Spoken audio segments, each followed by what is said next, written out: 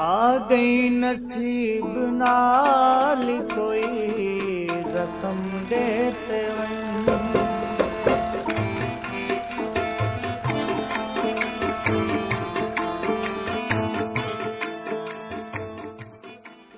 बिस्मिल्लाहिर्रहमानिर्रहीम। अस्सलाम वालेकुम वरहमतुल्लाहि वबरकातुहू।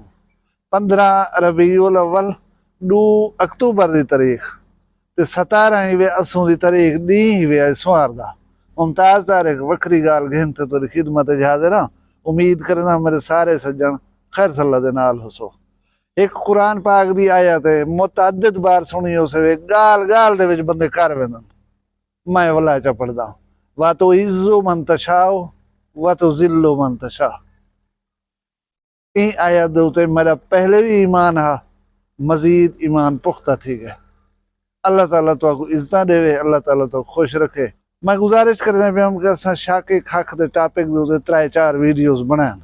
ये इंसाफ दा तकाजा है कि अगर कहीं टॉपिक को तुसें डिस्कस करें दो तो हूँ टॉपिक दे हवाले दे नाल दूजे फरीक दा कोई मौकिफ तुहाडे सामने आंदे तो दयानतदारी का तकाजा है कि तुसा वो मौकिफ ही लोगों के सामने जरूर रखो।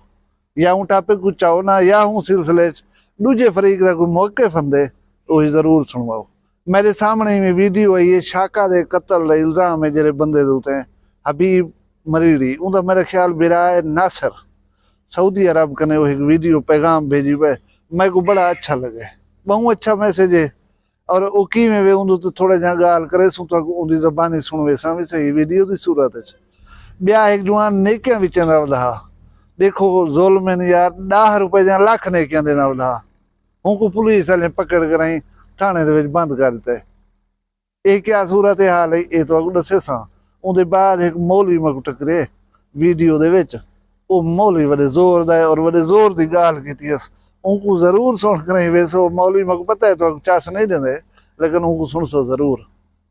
शुरू करें वीडियो। मैं जिमें तो अगले दसा कि शाका खाख दे मर्डर दे उते असां 2-3 या 4 वीडियो बनान, उन उते डिस्कस की थी गो कि असां उनकी गहराई कन से वेंदे काएं क्या किते काएं क्या नहीं किता। लेकिन मजमूई तौर पर मैं अपनी वीडियोज दे विच एक मैसेज देना रहना कि कोई बंदा उठो दा उठी करें किरदार अदा करे और ये भा जी लगी खड़ी है मुआशरे दे विच बेराह रवैये असल है भिड़ांदा मारा मारी है, इन्हें को कोई रोके। बेसिकली तुम वीडियो अगर मेरा देख दो तो मेरा मकसद वीडियो बनाने का इहो होंदा रहिंदा है। पिछले ॾींहुं 2 तो अगु मैं वाक़ियात दस्सन कचहरी दे विच। एक वाक़िया हा कि जज दे कमरे दे सामने बंदे को फायरिंग करके कत्ल कर दिता कि दूजा आदमी हूँ जड़े तो जख्मी हा, भला ये अल्लाह को इल्म जो बच गए शुदा या कहीं नहीं बच सकिया।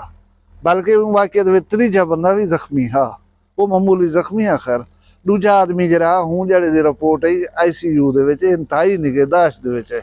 अल्लाह करे वो गरीब की जिंदगी बच गई होवे। अच्छा दूजा वाक़या यह है कचहरी का कि शाका खाक दे कत्ल का इल्जाम है जेरे बंदे दे उते वो आए वधे हैं पेशी भुगतावन। पुलिस वाले उन्हें को नप के दे भला आखिर ने हैंड ग्रेनेड चाहिए होते हैं, कलाशनकोफ चाहिए होते हैं, पिस्टल चाहिए होते हैं, तो गोले चाहिए होते हैं। ही सिलसिले दे विच जेरे बंदे दे उते इल्जाम है, मेरा ख्याल उन्होंने हबीब खमरीड़ी है, उन्हें बिराए नासर वो जरा है सऊदी अरब विचों गालबन पैगाम भेजी पिया वीडियो। मैं को उनकी गाल अच्छी लगी है, उनकी गाल तो मैं सुनवे ना वीडियो की सूरत है, लेकिन मैं थोड़ा जाऊँ तो तबसरा करा चाह। वो बेसिकली ये हद पे गया असां कत्ल च इन्वॉल्व कैंस है। जेरी जहाँ दे उते शाके दा मर्डर थींदा पे उतां CCTV कैमरे दस्तियाब हैं। उन्हें दी वीडियो चाह करें देखन चाह काए मारे केड़े गए बंदा कितनी बंदे हैं क्या सूरत हाल है। अच्छा खैर उन्हें अपना साढ़े उते FIR करवा दी है। हुण ई पासे दा ये रिवाज है अमूमन तुसां भी सुनदे दे हो सो। मेरे बेशतर व्यूअर डेरा गाजी खान दे हूँ इलाके दी होसन पे उतां लोग कानून शानून दे पेश नहीं थींदे, अपने फैसले सड़कें दे करन रोडें दे करन या घरें दे विच पेख रहे दुश्मन को जेरी सजा देनी हो दे देना। ऐसे मिजाज दे जेरे लोग हैं वो अगर FIR थीवन दे बाद अदालत दे विच केस को परसू करने बंद एक खुशायद गाल है। इनकी हौसला अफजाई करनी चाहिए, हौसला शिकनी नहीं करनी चाहिए। वो बंदा आदा बैठे कि असा केस के हवाले दे नाल अदालत दे विच आए खड़ूं, असा इश्तिहारी थी वजूं असा कानून का सामना न करूँ, असा अदालत को न मनूँ, असा इतना आए न वधे हूँ। असां ना इश्तिहारी बनना चाहूँ, ना असां डकैत बनना चाहूँ, ना असां सड़कें रोडें दे उत्ते सरेआम मरी जाना चाहूँ।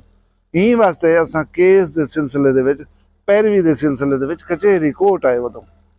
भला वो सूरत हाल ही गरीब दसे ना पे जी। मैं तो पहले ही दस गया, ऐसे ऐसे वाकयात थे कि जज ने कमरे के सामने बंदे को मार दिता गए, कचहरी के गेट ते हूँ जड़ शाका कतल थी गए।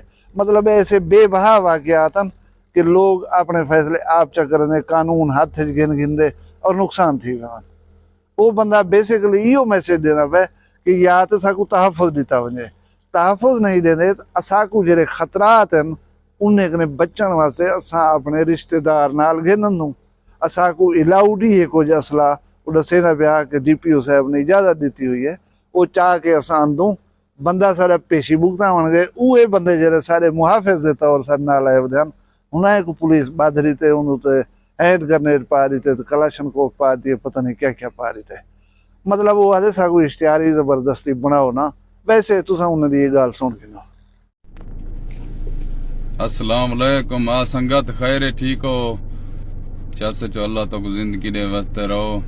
संगत एक आप लोगों ने देखा होगा 2 दिन पहले जो एक वाक्य हुआ अदालत के बाहर से, उधर हमारा हबीब भाई है, बड़ा भाई है, उसके ऊपर शाकी खाक का जो मुकदमा दर्ज हुआ उसकी वजह से पेशी पे होगी हुआ था। जो गलत पर्चा है, झूठा है, कुछ भी है, जैसा भी है, उसने अदालत का सामना किया हुआ था। जहां पर उधर पहुंचे तो वो अदालत अंदर गए तो पेशी पे उसके साथ रिश्तेदार भी लोग जाते हैं, लाजम जाते हैं। क्यों? हमारे को सिक्योरिटी नहीं मिल रही। हमारे को बहुत टेंशन थी इस वजह से। क्यों? आगे तुम्हारे सामने देखो क्या क्या हो रहा था। 2 महीना से 3 महीना से कितना कत्ल हो गए अदालत के अंदर से। हमारी अपील है IG पंजाब से और SP से, DSP को हम नहीं जानता, DSP और SHO ये लोग जो है मिल रहे हैं हमारे मुखालफों से, उससे पैसा लेकर ये ऐसा काम किया जो उसने दिखाए हुए ये आदमी उसके रिश्तेदार पे जो ना आए आगे पेशी पे। क्यों? हबीब मरड़ी को अपनी जान से खतरा है। उन लोगों ने इस वजह से क्यों ऐसा किया, वो लोग बनाते हैं हम लोगों को इश्तिहारी। हम लोग इश्तिहारी नहीं बनेंगे, हम कानून का सामना करेंगे। अच्छा ये कुछ सुन के देवे हूँ भी एक गाल तो दसा। एक जवान वधा है था, वो नेकियां विचंदा वधा। नेकी करो भावे ना करो, उनको पैसे दो तो नेकियां दे देना। हूँ रेट उन्हें क्या 10 रुपए दे विच देना लाख नेकियां, 100 रुपए दे विच देना करोड़ नेकी, 1000 रुपए दे विच देना 1 अरब नेकी। और उनको अगर 10,000 च दियो हा 1 खराब नेकी लिख देना हो।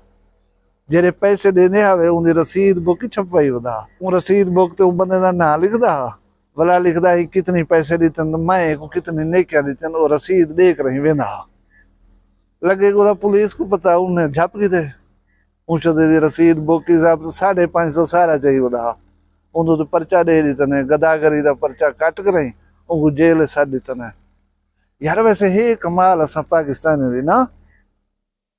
एक कम सुनिया हवे, धंधा सुनिया हवे, नेकियां सीमा विचेंदा वधा। और तुसा हैरान थी सो कि जले एक काम वड्डे पैमाने दे उते कीते वजन ये रकम अरबें रुपए वज पहुंचदी है। हुण ये तुसा कमेंट दसे सो पुलिस चंगा कीते या ज्यादती कीती है। भला भी मैं एक गाल कीती मौली साहब दी, मैं वो वीडियो सुनी है, मैं को चंगी लगी है, मैं के भिरावें दे नाल शेयर करा चा। मौली तो आपको पसंद तो कह नहीं आंदे, लेकिन सुन के बहुत अच्छी गाल करने मौली साहब। मत दी गाल है और सारे फायदे दी गाल है। इकू सुन कर भला मिल दो।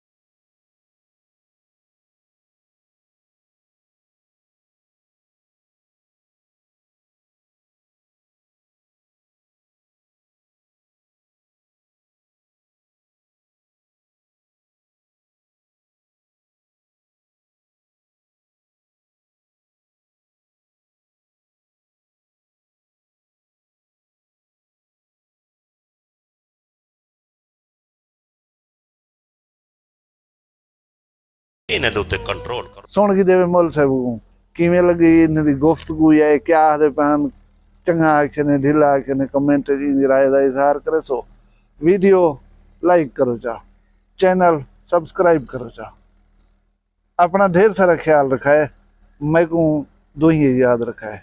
मिलसूं कल वाला भी एक चंगी वीडियो, फिलहाल इजाजत दो, अल्लाह हाफ़िज़।